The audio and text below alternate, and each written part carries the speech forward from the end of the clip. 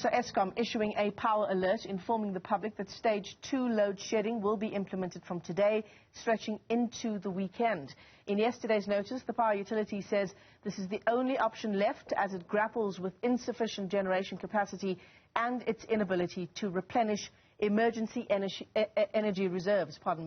A report by PwC estimates the blackouts will halve GDP growth and cost 350,000 in potential jobs, coupled with putting a dampener on potential investment. For more on the story, let's bring in Business Unity South Africa President, that's Professor Bonang Mohale, and Chris Yelland, who is an energy analyst. To both of our guests, thanks very much indeed for your time this morning. Chris, I want to begin with you because it is so difficult to keep up with the various scenarios that Eskom is painting for the public so that we can understand where load shedding is coming from. What's new for you, Chris, out of this latest round of load shedding that's put us back into the situation again? Really, nothing much new. It's just more of the same, and unfortunately, it's worse. It seems to me, from what I read and the announcements made by Eskom, that unplanned breakdowns are reaching very high levels. Yeah.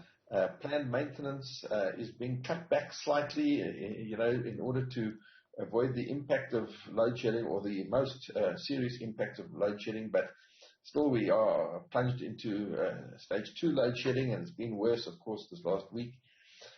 We also hear that because they've been running the emergency reserves hard, the water in the pump storage schemes needs to be replenished, and also the diesel stocks in South Africa are running low. These open cycle gas turbines use vast amount of diesel, and apparently the country is running low. It's all imported, and we're waiting for the next ship to come in. Yeah. And then there's the story about Medupi. It's difficult to understand the issue around Medupi, isn't it? Particularly with the story that emerged a couple of weeks ago around Unit 4 at Medupi, which we're now being told won't return to service anytime soon. How much of an impact is that having on current load shedding? Yeah, look, Medupi's generators are generating at full load about 720 megawatts. One unit has exploded.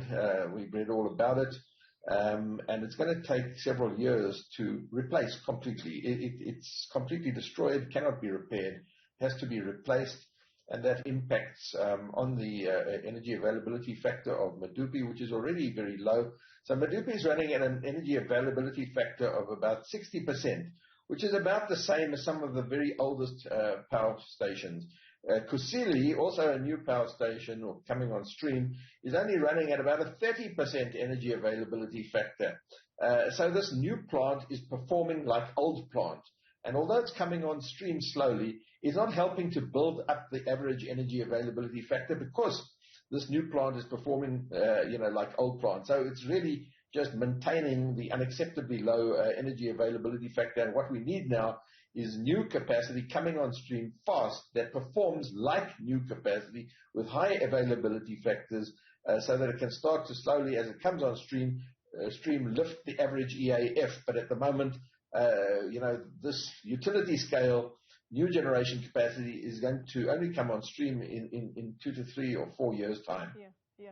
Bonang Mohale, I want to bring you into the discussion as we talk about the impact all of this is having on South Africa's economy. In fact, President Cyril Ramaphosa, in his weekly newsletter, which landed today, talks about this being the time of year when we normally bring together investors from across the country and around the world, in fact, and those conferences are held usually here in South Africa. It would be a difficult scenario under the current load shedding to bring in investors right now.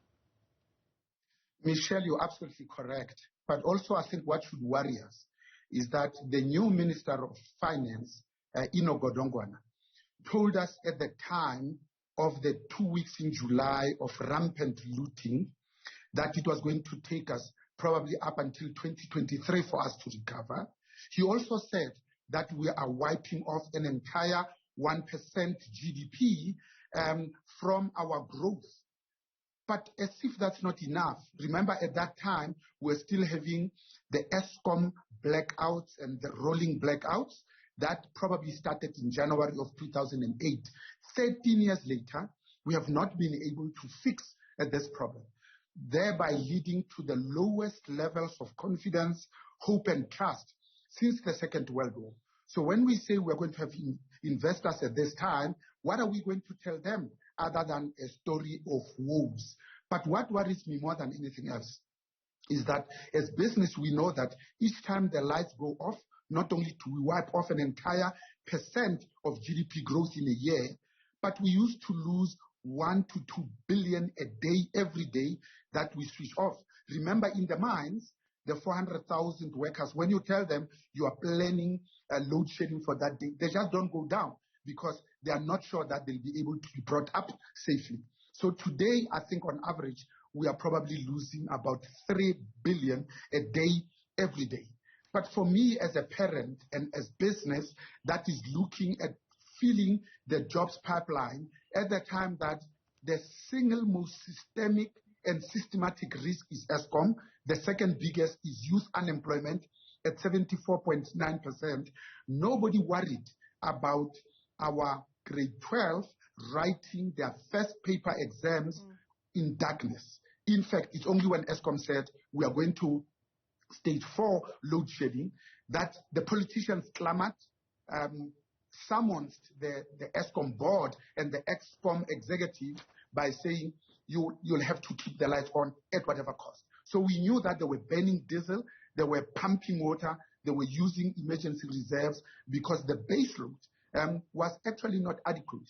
In fact, as business, we knew when they announced stage 4 that actually when you do the back of a cigarette box calculation, it was going to stage 6. So we are surprised when the Minister of Public Enterprises, having spoken to the Eskom executives and Eskom board, quickly said, you know what, the stage 4 that has just been announced is going to be rolled back to stage 3, so that is stage 2, so that by Saturday morning at 8 o'clock, that there will be no load shedding, so that we prepare for a seamless 1st of November elections, not preparing for the pipeline of the future jobs, future economic growth, which is the young people. So I think the voters have really spoken unequivocally with a singularity of mind to say we are no longer happy with the risk that Eskom has brought to the country, Michelle. Yeah, the CSIR, in fact, a report by that organization has some stomach-churning statistics about what load shedding has cost our economy.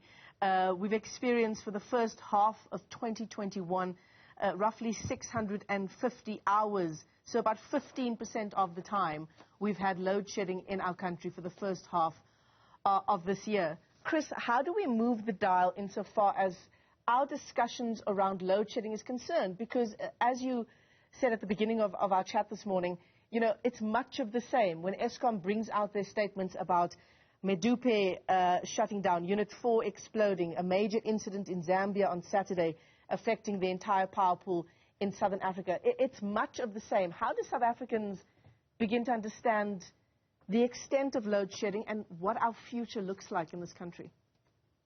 Yeah, I think we have to understand very clearly what's causing the problem.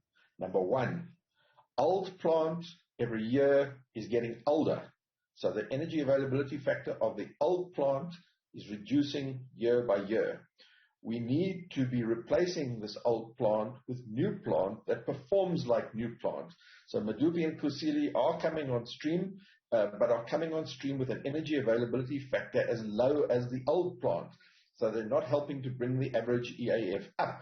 And the next thing, of course, is that we need to bring on new generation capacity that performs like new generation capacity, and we need to bring it on in surplus, because at the moment there is not sufficient generation capacity reserve in order to have sufficient space to do the necessary maintenance. Now, I must stress that maintenance is necessary all through the life of the plant. It's absolutely necessary, but it's not the solution. It's not on its own. It's not going to raise the energy availability factor. And really what we have to do is bring on new plant that performs like new plant to replace the old plant that has reached end of life. And really we've got to focus on this mind and treat it as a national emergency. It's no good having an emergency procurement program that takes 2 or 3 years to actually go out to tender and announce preferred bidders, but we still have not reached financial closure.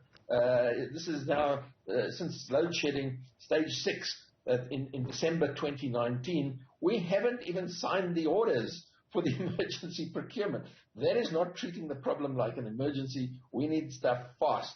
And I think the private sector, business, in fact, and industry have got to take ownership of their own energy futures and supplement their energy needs with own generation. And that's why that 100 megawatt limit that was lifted from 1 megawatt to 100 megawatt, above which below which you don't need a license, is a very important and necessary step, but it's not sufficient. We need to now remove all the other barriers, and we need to facilitate this and incentivize it and get the private sector moving, because they are the solution in the short term. Yeah. So part of what you're saying there is that business must supplement its own energy needs. Bonang Mohale, what are those conversations looking like with governments? Chris is talking about the fact that we need to address it with a kind of speed and urgency that clearly has been lacking in the way that we've been addressing our energy crisis in the country. Is business doing enough insofar as supplementing its own needs? I think it has been excruciatingly slow. Business has been begging, going down on its knees to say this country's economy is never going to recover until and unless we as business are allowed to roll our sleeves and help, because we are patriotic, we are conscientious, and we just want to make sure that we become internationally competitive. But for many years, the Department of Minerals, Resources and Energy saw it fit to limit businesses' participation to 1 megawatt, when we were saying we need more than that. And they said maybe we could consider bringing up to 10, only when the president intervened that it went to 100 megawatts. But by the time you make a decision and the time the business invests and it gets on stream, that's 36 months. And yet we knew at the time that we built Medupi, Kusile and Ingula, which is hydroelectric power, that this 9.6 gigawatt from Medupi, from Kusile, and I'll round off the figures, at about 30 billion has now gone to 54 billion. But you see, the state capture is still continuing, because Chancellor House, owned by the ANC, then saw it fit to buy a stake in Hitachi. So instead of US government holding their contractors finally accountable, now you're in bed with them. In fact, when the cost increases, because you can't pay your own people at Lutuli House, you can't pay your own provinces in their own offices in the 9 provinces, you end up actually celebrating when the cost moves from 30 to 50 billion. So we've got a perverse incentive. Lastly, Michelle, I think what is really needed is to accelerate the provision of electricity as a fourth means of production, where land is the primary means of production. But at the moment, when you look at the people that were making the money when we were moving the coal from Transnet on rail now to the road, it's ANC cadres. When you look at the people who benefited the most, when we had a budget in 2010 of 2 billion South African rand and it went up to 10 billion, those people that benefited were ANC employees. Now when you look at the people that are benefiting from these contracts in Medupi and in Kusile, and even in the provision of emergency power, because whenever there's emergency procurement, everywhere else in the world, especially in this country, we know that it's an opportunity for corruption. The intent is corruption, not the consequence. So I think there is absolutely no sense of urgency. There is no seriousness in addressing this. Would rather be classified as another failed African country, when actually what we inherited is an infrastructure that works. The little and the least that was expected from us was to perform planned and preventative maintenance. But even that we left, absolutely. Imagine you've got a car and the manufacturer tells you that every 10,000 kilometers you have to take it in for service. You run it day and night. 10,000 comes in, you say, no, keep it running at whatever cost. That's what we did in 2010. That's what we did in preparation for the 1st of November elections 2021, which then means the only effect is that you have the life of that car. So what we have done with our power stations, not only have we halved their lifespan, but we have actually ensured that even the ones that were performing well are now actually relegated to the scrap heaps of old, unreliable, and indeed a failing infrastructure. Thank you, Michelle. Chris Yelland, with the moment we have left for our interview, here's a question for you. Power stability, when does that happen in our country?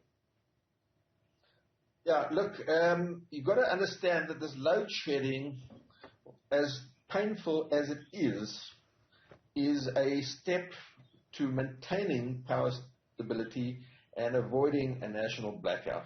So whilst it is very painful, it is very damaging to the economy, it is part of the levers that Eskom pull in order to maintain at least some measure of power system stability. But it is becoming more and more frequent.